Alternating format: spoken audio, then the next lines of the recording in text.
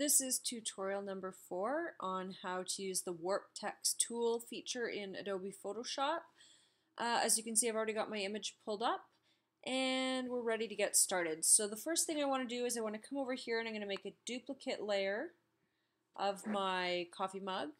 And over here you can see the text tool is located over there on the left. One thing I want to show you before we get started, so here we have all the editing features of the text tool. I also want to show you somewhere else where you can go to look for it, and it has a few added features to it. If you go up to Window and select Character, you now have a text palette that pops out, and you can do all of your editing in here as well. For this little tutorial, I'm going to use a type of handwriting font for this. As you can see here, I've already selected the Lucida handwriting one. You don't have to choose that one, you can choose something else.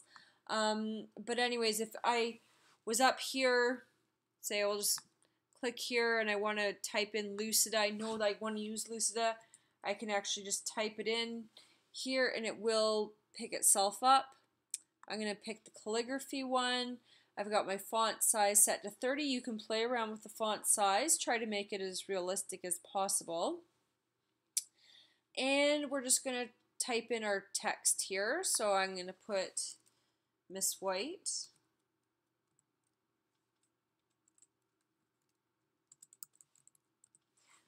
Okay, so I've got my text. I'm going to use my move tool, try to center it a little bit more on the mug. And I'm going to come up to here where it says type, and I'm going to click Warp Text.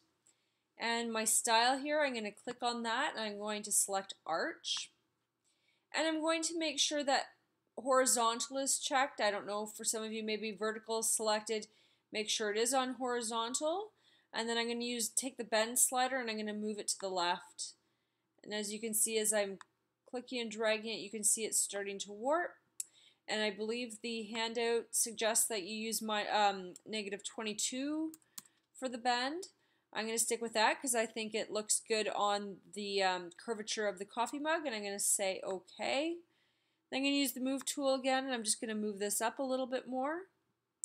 Okay, so you guys will have to play around with it. If you don't use a coffee mug, perhaps you've found some other sort of cylindrical image that you're working with, so your curvature obviously will be a little bit different.